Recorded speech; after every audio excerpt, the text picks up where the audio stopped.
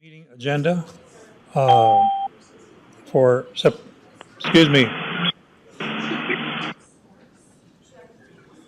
September 26, 2023, 2 p.m. Hereby call the meeting to order. Let's just have a moment of silence.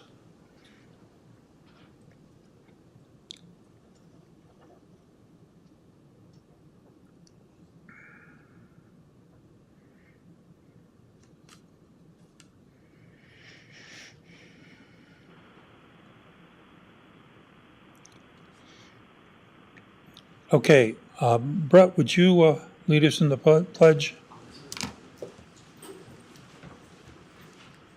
Allegiance to the flag of the United States of America, and the republic, one nation, under God, indivisible, with liberty and justice for all.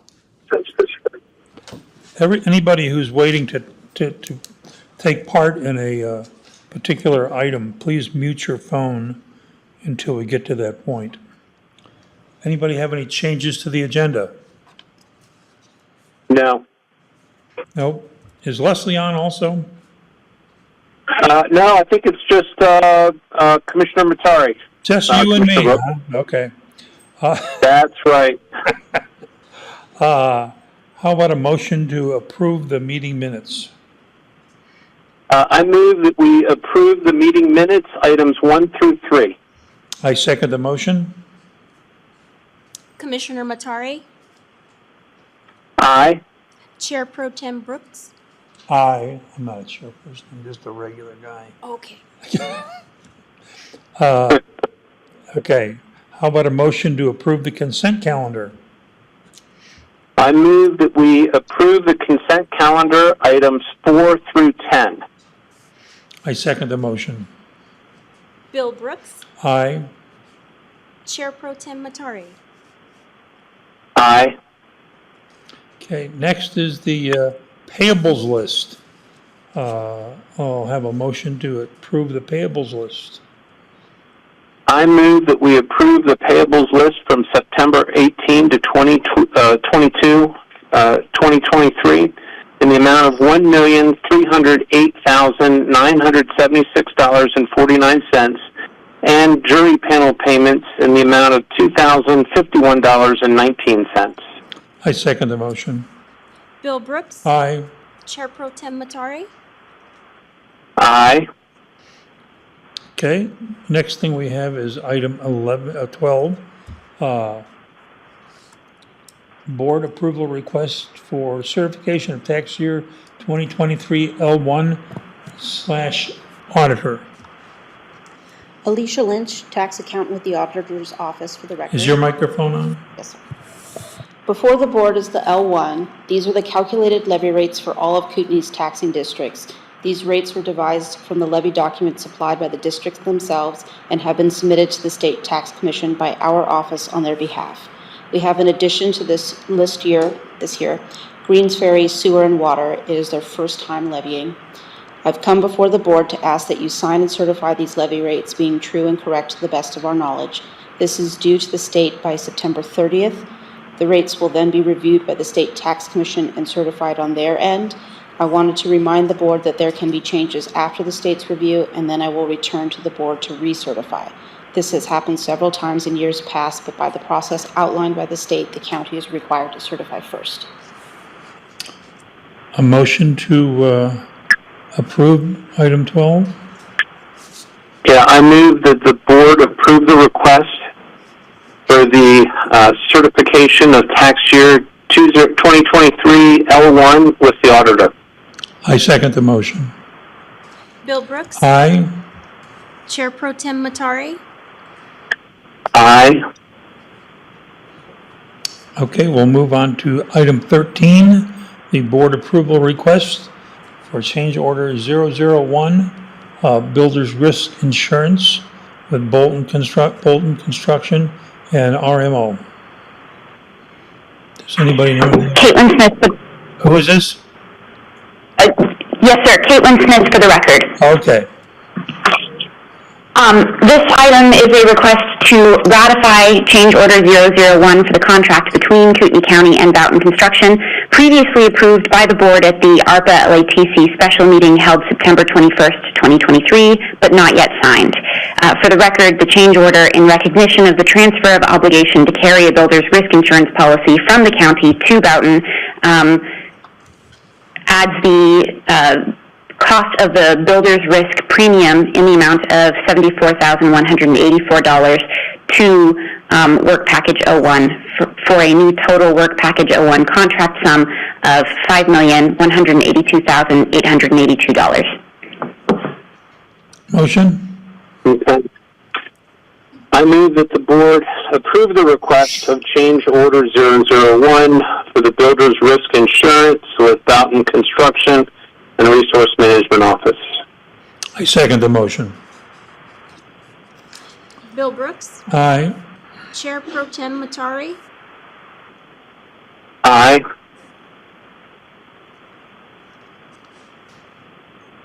Anything else? No, motion approved. Motion's approved. Motion's approved. How about item 14, countywide proposed step anniversary criteria, HR?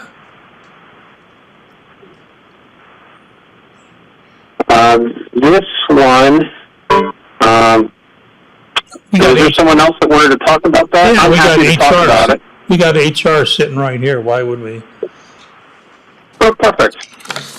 Sylvia Proud for the record. At the elected officials meeting and then a follow-up at the HR meeting last week, the board preliminarily had approved the countywide step anniversary criteria related to whether individuals had performance issues or not, and some conditions were set on what type of performance issues that occurred in fiscal year 23 would make an employee eligible or ineligible for the step. And the changes recommended by the board have been incorporated into the document that you have. And then the KCSO Operations Sworn Peace Officers 5-step matrix will be reviewed shortly after this is, but they do still have to comply with the countywide performance expectations for the step anniversary increase. All right, motion? I just would like to say that, I'm pleased that we were able to put this together. One of the things that I think is important that we were able to create this anniversary step, and in exchange, we were able to demand a high level of performance, and so I'm pleased that we were able to get this together. So I move that we approve the countywide proposed step anniversary criteria with human resources. I second the motion. Bill Brooks. Aye. Chair Pro Tem Matari. Aye. Lieutenant Higgins. 15 financial budget retention bonuses, FY 2024 and 9/11. Yeah, Lieutenant Higgins for the record. The 911 center, as everybody knows, is in a staffing crisis, I guess is a best word for it. There is some light at the end of the tunnel, or I guess that's not the right word. We have applications, and we have 6 applicants and backgrounds, and we're getting more applications every day, but it's not solving the immediate problem of the center. We're in a position right now that if I lose another person, that we won't be able to staff it 24 hours a day, 7 days a week. So we need to do everything we can to retain those hardworking men and women we have with the center. And so my request is to continue the retention bonuses that were established in fiscal year 23 through fiscal year 24. The auditor's office did a great job of projecting out what the cost would be for that, and the cost is $374. There is money in the salary savings to cover this. It's budget neutral, won't affect the general fund, or we won't have to increase the 911 budget to cover these costs. This would go away once we meet 75% staffing levels, but I What don't. percent are we at now? We're at less than 50. So we have some way to How long go. does it take you to do a background? It takes about 6 to 8 weeks to do backgrounds. It takes another 6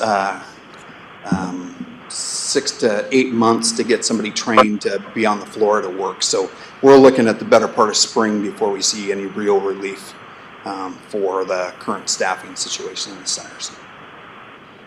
Any more questions or motion? No questions. I move that we approve the retention bonuses for FY 2024 for 911 until they get to 75% full on their staffing.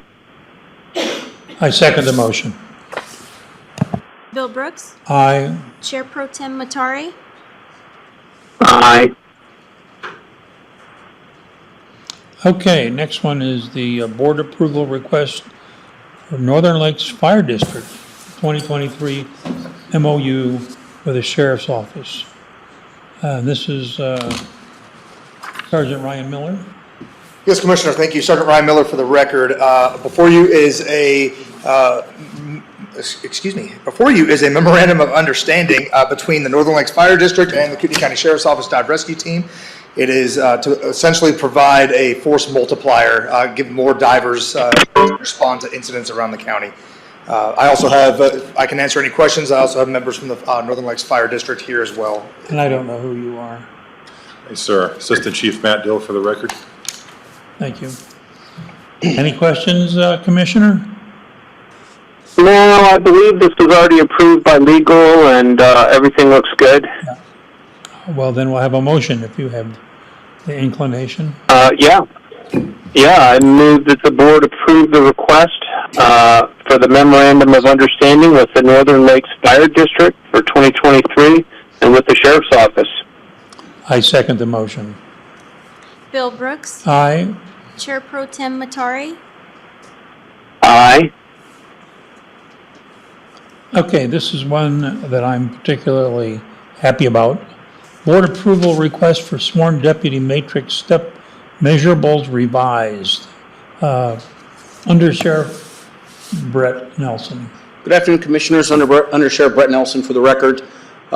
In agreement and confirmation through HR, we've presented to you the 5-step matrix that went along as requested by the Commissioners for the 5-year matrix. Revisions as noted in there, noting the updated county policy in regards to discipline as such. With that, I know there was discussion, and I am fully in support, as is the sheriff, of moving forward. As discussed in last meeting, as it currently states, it's a minimum of 20 post hours mandated as a requirement. I believe the commissioners stated that this would start in fiscal year 25, and then fiscal year 2026, they'd ask for 25 hours, and then subsequently 30 for fiscal year 27, and I believe we can easily obtain that, and we'll honor that request in addition to what is stated in the submitted form. Okay, I don't have any questions. Do you have any questions, Commissioner Matari? No, I just want to thank the Sheriff's Office for helping to put this together. I move that the board approve the request for the sworn deputy matrix steps measurables as revised. I second the motion. Bill Brooks, Aye. Chair Pro Tem Matari, Aye. Okay, let's go to public comment. Anybody for public comment?